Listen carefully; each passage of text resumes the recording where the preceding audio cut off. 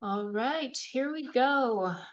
Joining me on the Rocky Mountain Reach Commercialization Basics series today is Dr. Thomas Rao, founder and CEO of Wintermute Biomedical, a biotech company developing new topical antibacterial, antifungal, and antiviral compounds for infectious diseases, with a particular focus on multi-drug resistant infections. Dr. Rao completed both his undergraduate work and graduate work in cell and molecular biology and neuroscience at the University of Montana and was previously an associate research professor in biomedical and pharmaceutical sciences at the University of Montana, developing blood biomarkers for TBI diagnosis. He brings a depth of experience in co-founding companies, including Diagnostics with Dr. Sarj Patel, who we have previously interviewed in this series. And we're really excited to have him on board here. Welcome, Tom. Thank you. It's good to be Thanks for here. being here. Yeah. Yeah. Yeah, I'm excited to dive into your work a little bit today. We've heard a lot about kind of the initiation of fire diagnostics with our interview with Sarge, but I'd love to hear from your perspective, just co-founding a number of these companies, what motivated you to pursue commercialization of your research at the beginning of this pathway for you? Yeah, no, that's a great question. I think part of it was we felt like kind of striking out on our own was a good path where we were at career wise. I mean, obviously that's always a little bit scary, but also I think if you have some sort of discovery you've made in the laboratory, sometimes it's more difficult to commercialize that within the institution, like an academic institution. At some point, you kind of have to pull the pin on the grenade and go for it, so to speak. So I think that, getting out from underneath the university and starting your own company, while it's scary, I think it really enhances your ability to get to commercialization for sure. Mhm. And how would you say once you made that decision to take that step and move more towards commercialization, what do you think was the first thing that you did for a researcher who might be in those shoes right now? Yeah, yeah, for sure. I mean, I think what we did was just like, oh, hey, let's go for it. We'll make it work. Um, that's probably not the best decision to make. I think probably what you should do first is really look at your discovery, and then I think you should go to the literature and go out and see if there's actually a market for it, right? I mean, I think that's one thing that we didn't do, and that's led to a lot of changes in direction that cost us time and money. I think it's difficult because every scientist believes that everything that they do is wonderful, right? You've got this wonderful new discovery, and it's like, that's fantastic. It's great. But I think before you go out and start a company, I think you really need to look at the market and talk to people in the industry and find out if there is a market for this, right? If you've got this brand new peptide or antibody, is there somebody out there that's going to want to acquire it and commercialize it and take it to patients? Because if you can't make any money on it, it will never get to patients. Mhm. That's it's a key factor. And I think the last thing you want to do is start a company, raise money, spend a bunch of energy developing a product that no one is going to want or need. And I think a big part of that is looking at the competitive landscape as well. If there's Mhm. already something out there that's generic or it's on market, or they're making a lot of money on it and the market's already heavily saturated, trying to take another drug into that market where there just may not be any interest is something that would be emotionally soul crushing once you got to the end and you're like, we've got it done and nobody wants to buy it and nobody wants to give it to a patient. So I think that's a big key is before you take that leap, make sure you know kind of on a roadmap where you're going to go, who would be your potential buyers.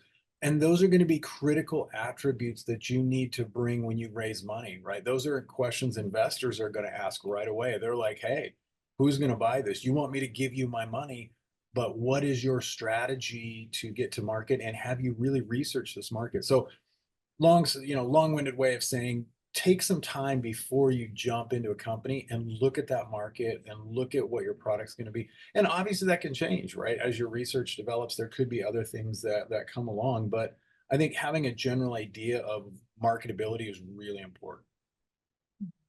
it sounds like you have experience kind of driving companies both ways or driving product lines both ways. Can you can you tell One us way if you good, one just way bad. yeah, just basic, bad and good. Could you tell us a little bit about, trying to find a pathway to do that, to understand the market? Because my question is really about, um, is really targeted for those academic and innovators who might be like, well, people would be a fool not to pay for this. Right. People would be a fool not to buy this. Like, how how can they get that initial market analysis done when they're not the necessarily the ones to do it? Yeah, no, that's a great question. So sometimes you can pay for reports, so you can get online. They'll compile reports on different disease states. What's the status of the market? Those things generally cost between 5 to 10,000. So there's an outlay of cash right away that you need to do to get the full report. That can be helpful. A way to do it for free is go to meetings. A meeting where you're going to have industry experts that are there, as well as big pharma and mid-level pharma, and Mhm. talking to them is a really great way to get that information. You come up to them and just say, hypothetically, I've got this and this. You don't have to disclose what it is, and just pick their brain and say, hey, if we had this, what would you say? We've done that a number of different times, where you corner them like a trapped rat so they can't get away, and then you like throw on them your whole scheme. This is what we're thinking, this is where we're going, this is kind of data we've got. A lot of times, if you catch them off guard, they'll give you really honest feedback, and sometimes they won't. They'll give you a kind of a PC answer. But finding those people at meetings is a great way to get that information for free. And a lot of times you'll get they'll tell you things they wouldn't ordinarily say to the general public, right? They're like, oh, we got Yeah. this program and this program's failing, and we're going to divest from this program, and this asset's terrible. So they'll give you that information, and they'll give you honest feedback, and that can kind of get you going. The other nice thing about that is it creates a connection, right? A lot of times those people will hand you a business card and say, hey, you get to this point, give me a call, or you get to this juncture, give me a ring and let me know where you're at. And it's starting to build those relationships. And in this industry, relationships are so key to everything you do. I think sometimes scientists are so used to being in the lab, and they're working alone, and they're doing all this research. You kind of have to come out of your shell, and you kind of have to be personable. Hey, can I buy you a beer? Let's talk about this. You kind of have to change that role a little bit, but that's going to be critically important to get the information you need. And compiling that is, like I said, it's a great way to make connections and figure out what's your next steps. Because a lot of times they'll give you free advice. They'll be like, hey, here's a pitfall you might not have thought about that you need to think about. And that will inform your science going back. You can say, okay, we need to do these experiments to shore up this hole in our data, because they're going to be looking at it. So I think that's probably the best way to do it. Is you can send emails to you blue in the face. If you email people at large or mid-level pharma, they'll never answer you. So you Mhm. really have to catch them face to face, and that face to face interaction is really invaluable. Mhm. Yeah, yeah. Yeah, the way I like to look at this when people start going into that product development stage is like you're trying to identify the variables that are unknown and like highly conditional uh, on for your product success. And then you have to run these experiments to just try to figure out those variables, or talk to this person to try to figure out these variables until they're known. The ones that are known are tested. Yeah. That's not really sexy science, right? No, it's It grind work. It is grind work. Like the yeah. minute you start your own company, I think a lot of people do have that idea. They're like, oh, it'll be great, I'll be this, and I'll be the CEO, and I'll do this. No, no, no. You will be taking Yeah. out, unless you have a lot of money, you'll be taking out the trash, you'll be sweeping the floors, you'll be doing experiments, you'll be talking to people. You'll have to do all those things, and it is just is what it is, right? There's nothing, like I said, sexy about it. You're in for the pull, and you just have to keep going. Yeah. Tom, did you have any advisors when you were taking the leap and moving to commercialization, or any mentors that kind of helped guide your pathway, or maybe further down the line? No, that's why we Yeah. made so many mistakes, right? Without someone to tell Yeah. you what not to do, you're really Yeah. learning the hard way. The industry is kind of difficult that way, because a lot of people that have served in the industry, they will be consultants, and you'll have to pay for them. If you don't have any money, getting free advice is sometimes very, very difficult, right? They're like, hey, Mhm. I had to pay my dues. You pay me for giving you advice. And many times that's good. Like some consultants are excellent. They'll guide you the right way. Some consultants are less great and they'll put you in the wrong direction.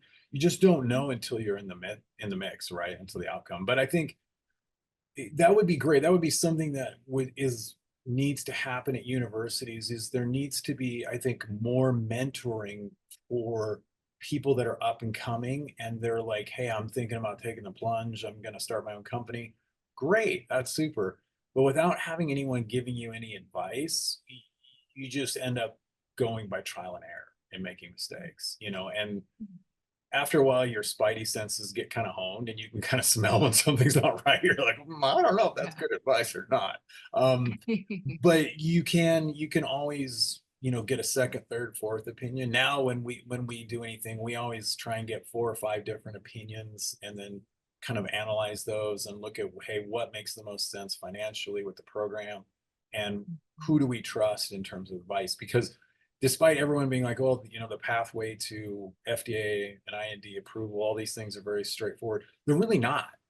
There's a lot Mhm. of flux that can go into all the different things you do going for registration and approval, and it depends on who you get at the FDA and how they react and your story and all the work you've done. So it's not a it's part art and it's part science. I think sometimes scientists have a hard time with that because you're so used to everything being black and white. It's not. And so if you can find a good mentor that will guide you and has done it and knows the path and they won't they're willing to do it for free or like for a case of beer or something, I think that's a great way to go and you get free advice and you don't have to take it, but it's always nice to have somebody provide you context and be like, these are the pitfalls that you should watch out for. Mhm. Yeah, no, definitely. And thinking to, all the things that you have to get some level of expertise on or need to bring on partners for, the regulatory, the clinical, the market access piece. Um, Obviously you can't do it all yourself. Not if you want to go very far. How how did you go about finding your partners or building teams to be able to drive your product forward? Yeah, that's a great question. I think for us, we kind of did a different model than a lot of biotech. A lot of small biotech will go out and they'll have a raise, they'll do a seed or a series A, they'll raise a bunch of money, and then they'll hire a bunch of people in.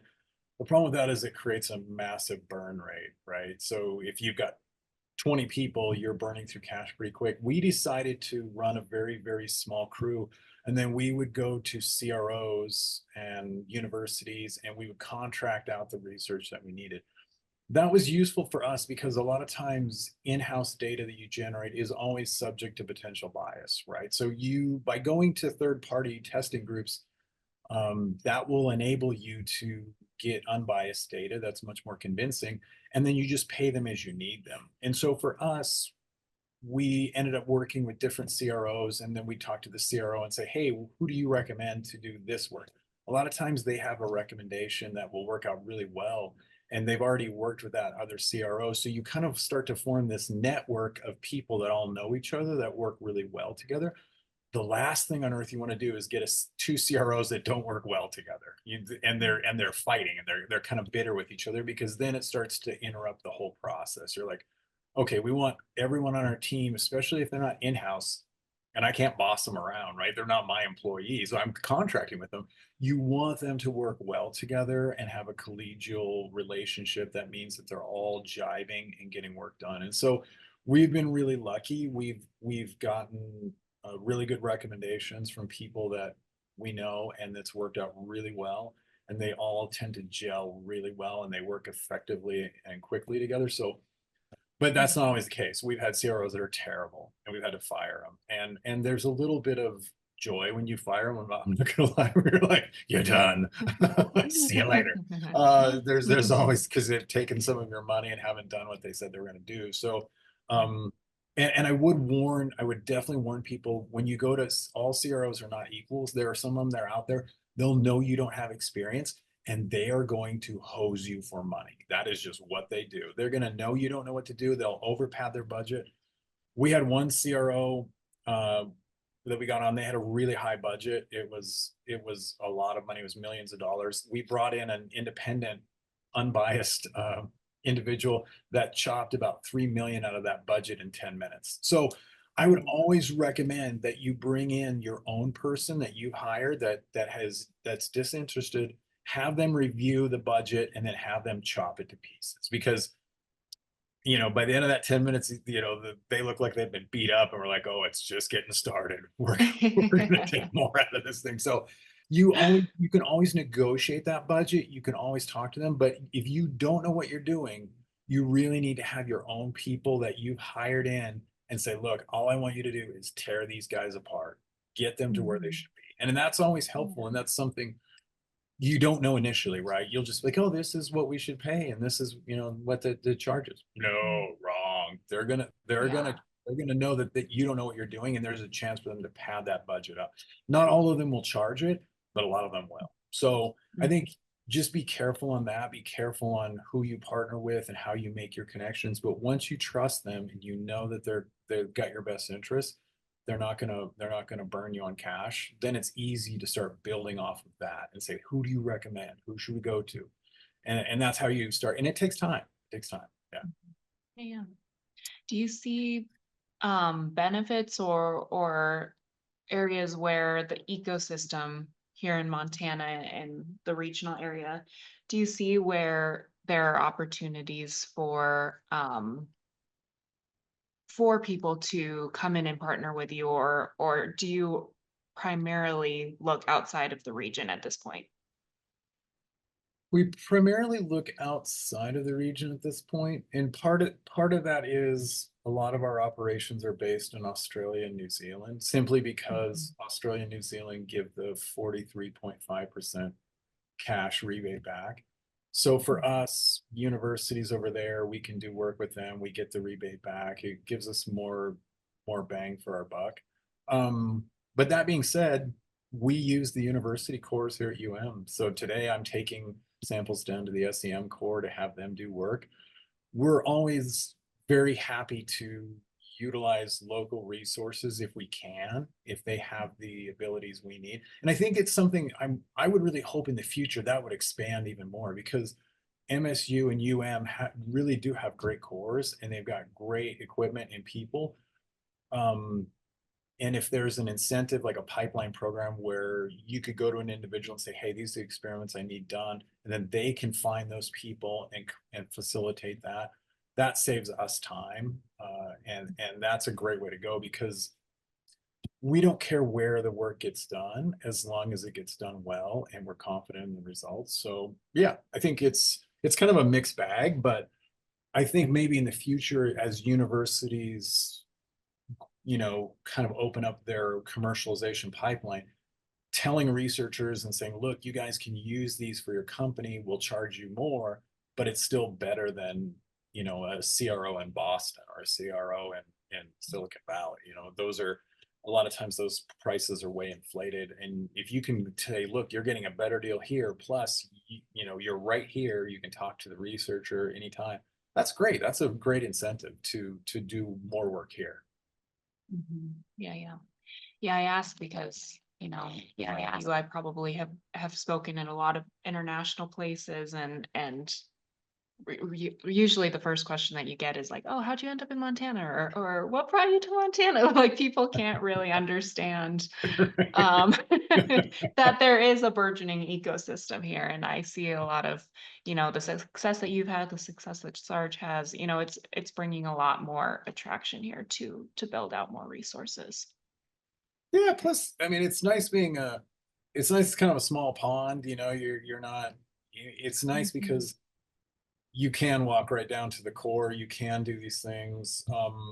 I think, yeah, every time I talk to someone, they're like, "Oh, you're from Montana. I thought there's nothing but trees and cows there." But Mhm. there I think as one company has success and another company has success, I think that encourages other people to say, "Oh, hey, look, I can do this too." And they can, right? There's no magic Mhm. formula. It's not like if you have a great idea and you know it's commercially viable and you have the ability to operate on 4 hours of sleep a night, go for it, right? I mean, there's no reason why you shouldn't.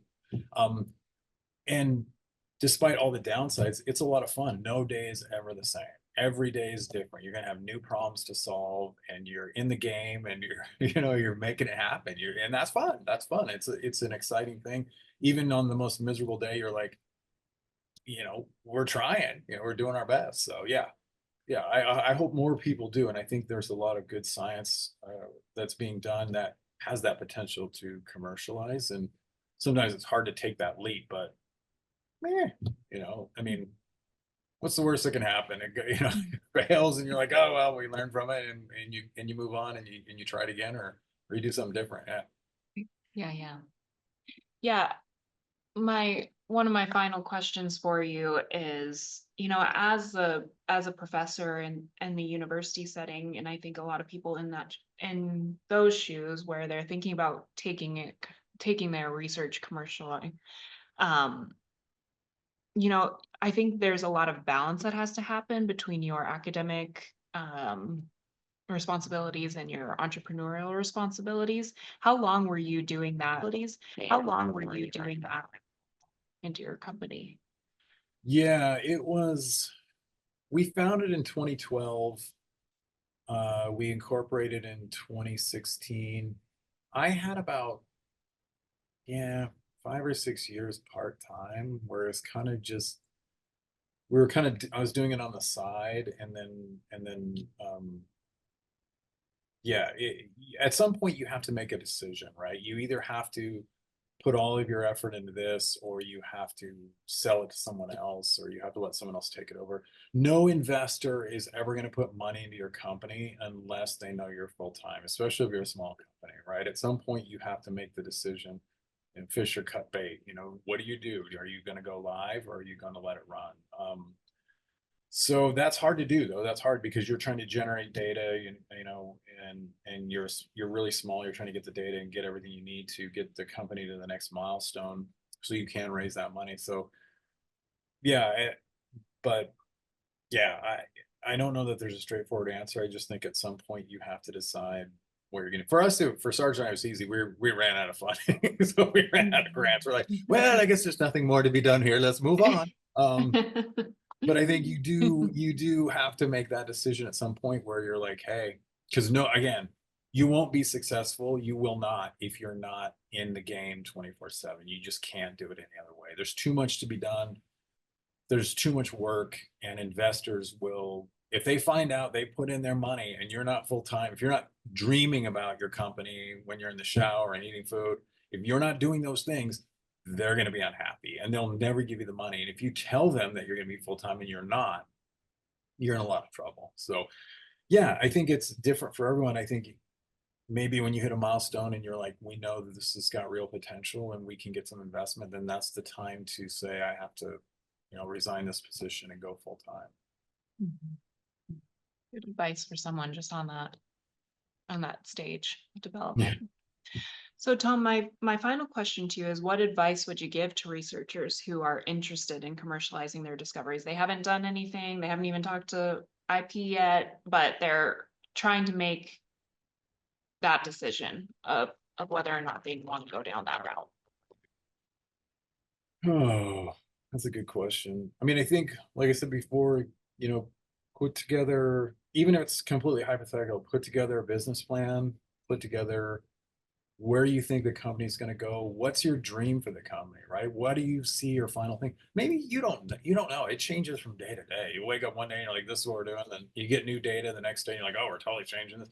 That's going to happen. That's going to happen. But what's your 10,000-foot view for the company? Where do you want it to go? If your dream is to treat a patient for multiple myeloma, or, you know, um, rosacea, or any number of things, lay out that roadmap, lay it out and be like, this is where I am right now. This is where I need to go. And then look at it realistically and be like, how much money do I think I'm going to need?